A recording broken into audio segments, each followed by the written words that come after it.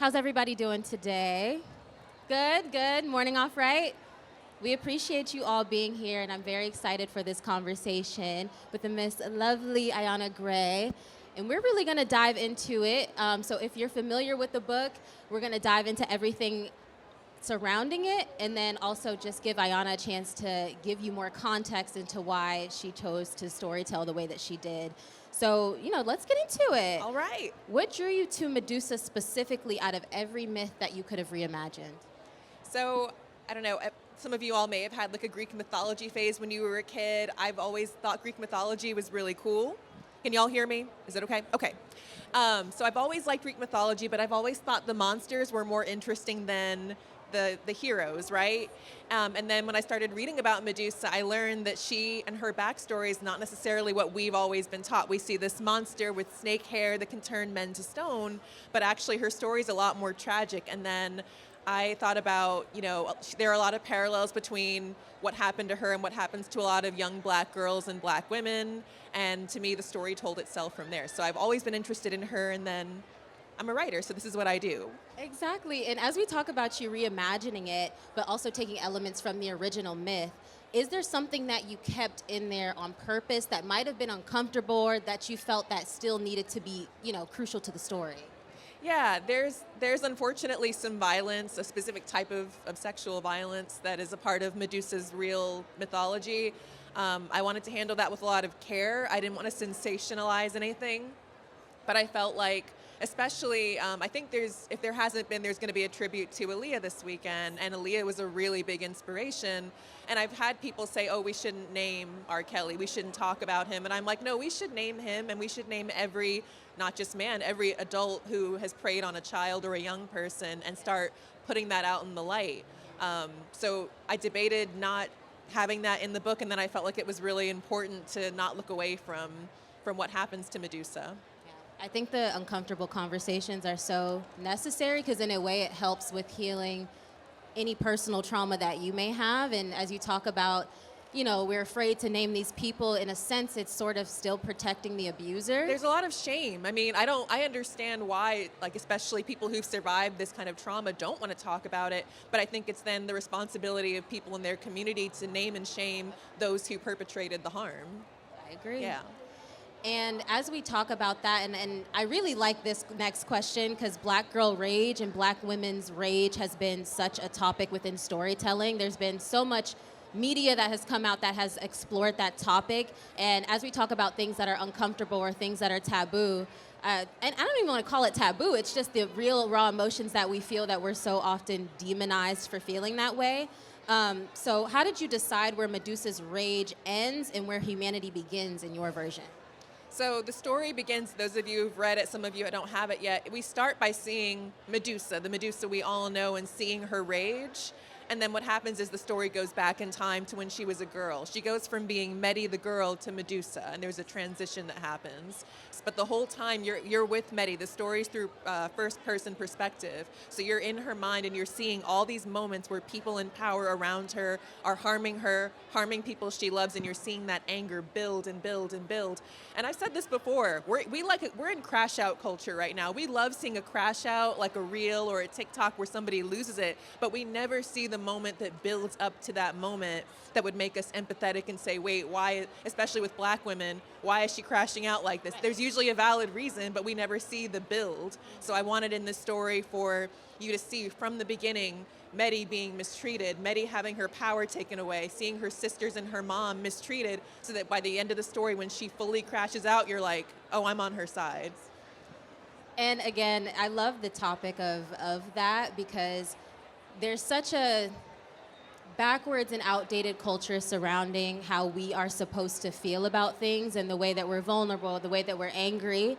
And as mentioned, it gets demonized a lot of the times of, there's already an angry Black woman stereotype, I think. And so I think for us, it's like ingrained for us to, suppress that. But I think embracing it, letting yourself feel the range of emotions is also so important. So as it extends from, films to book literature, I think that's so cool. So cool. Thank you. And so as we do talk about the narratives that get placed on Black women, what did writing and creating this book teach you about, how people are portraying Black women without our input?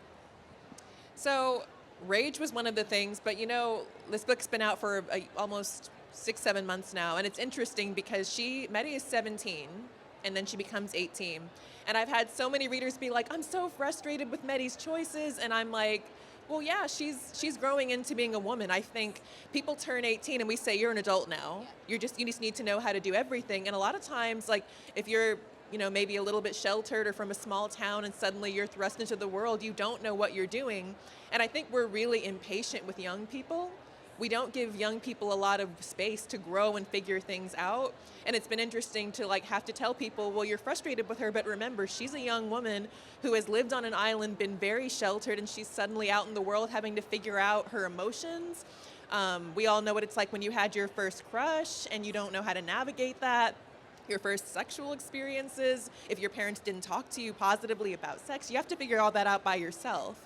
And that can be really hard. So and then people have been like, you're right, I'm being really hard on her. I forget that she's young. So that was it was cool to start to have those dialogues with readers.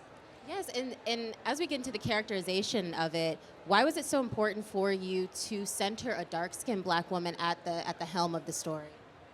I mean, some of it's really, not autobiographical because her story, it's not an autobiography, but I'm a brown girl, and as a kid, I was in a lot of predominantly white environments where my skin, my nose, my lips, my natural hair was not praised, was not seen as beautiful. I was othered a lot. Growing up as a kid, I had to choose between these stories that were either some, stories about racism and hardship, and I got to see myself, or there'd be these fantasies where there'd be big epic worlds and cool stuff, but no Black people. So I wanted to write a story that didn't make you have to choose between those things. I love that very much. I also grew up in the suburbs of Texas, so Black girls from the suburbs. Black girls from the suburbs. It's a rough ride. We learn how to adapt, but I think it's so cool to see us take our experiences and turn it into something so artistic and so beautiful. So again, congratulations on the book. And thank you. What is the moment that you think that readers can see themselves in Medusa? Is there something? I don't want you to dive too much or get too much into the spoilers of the book, but is there a moment that you can even allude to that people will really feel seen within the character? I think, again, I'm going to talk about young people. When I say young people, I mean people who are leaving home for the first time. That could be 18, that could be 22, but you're young in the world. There's a moment, and I'm sure we've all had it, where you step out and you make a mistake. And depending on what your community looks like, you either have the experience of, you're so stupid, how could you mess up? You're too old for that, blah, blah. And then if you're lucky, you have a community that's like, you messed up, but we're gonna push through this. And there's a moment in the story where Medi feels like she's messed something up, and her sisters sit her down and they're like, this is not your fault. You need to understand that somebody who had power and who was older and who knew how to take advantage took advantage of you, and this is not your fault. I mean, speaking specifically to the women in the crowd, what are we told when we're teenagers? Don't wear short stuff and attract attention. Fast. Don't be fast. It's immediately put on you. The blame is, and if somebody who's too old for you reaches out and inappropriately talks to you, it's your fault. It's never why were they talking to a child? And so anyway, there's a moment in the book where her sisters are like, this is not your fault, and it was really cathartic to put that in writing and plain, this was not your fault.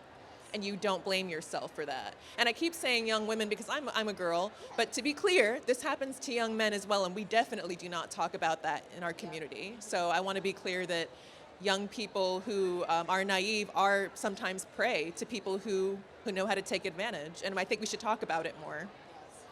Definitely agree. And this is a safe space for we're all Black folk. I think this is a safe space to also say that there is an unfortunate culture that we have surrounding protecting people, whether it's our family members who may have done something, or that couldn't have been my brother, that couldn't have been my cousin. Churches. Yep. Oh, very much so. So I think again, as it echoes into literature, and you talk about catharsis and how people can internalize that, and even if it is fantasy, there's still such a real story being told. So, really dope. I want to say on a hopeful note, because this has been heavy, it is getting better. Yes. I'm so proud of the parents, of the aunties, of the uncles, of the cousins, of new generations who are saying we don't have to normalize this. and we can call it out and protect our babies and when I say babies, I don't mean necessarily little babies.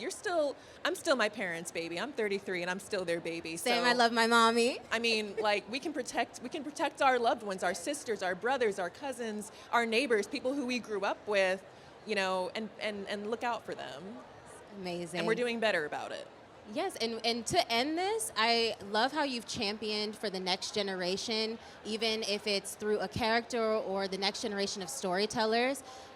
As you all are here, Essence Authors is such a dope stage, because if you're here, that really means that you want to be here and you have such an interest in literature. Is there a gem or something that you've learned early within your journey that you could share to the audience and, take it home with them?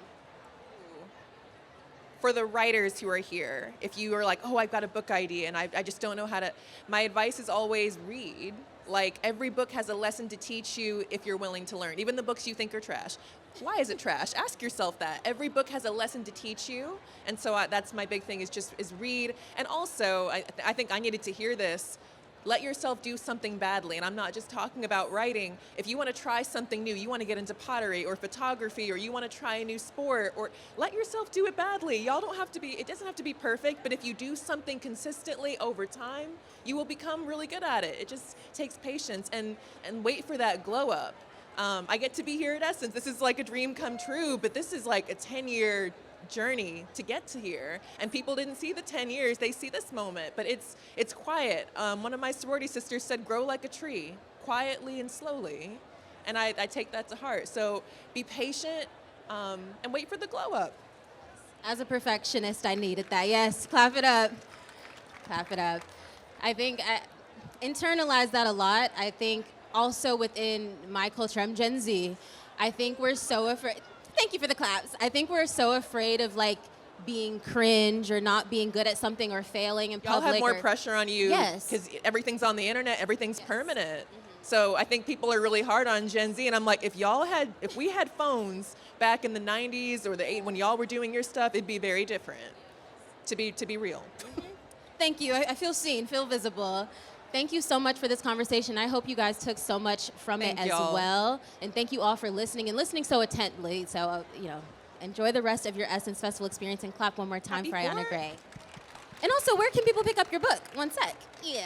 They are here. Gotcha. I always say, anywhere you like to get your books, including the library. Checking books out from the library helps authors, because librarians see a book's getting requested a lot and they'll buy more. So wherever you like to get your books, support indie stores, support Black-owned bookstores. And audiobooks count as reading. So if you like audiobooks and you like to listen as you walk around, you can get it as an audiobook too. Y'all heard that. Straight from the source. Thank you again. I interrupted the clap, so one more time. Thank you so much. Appreciate y'all, and I hope you have a beautiful rest of your Essence Festival. Yes.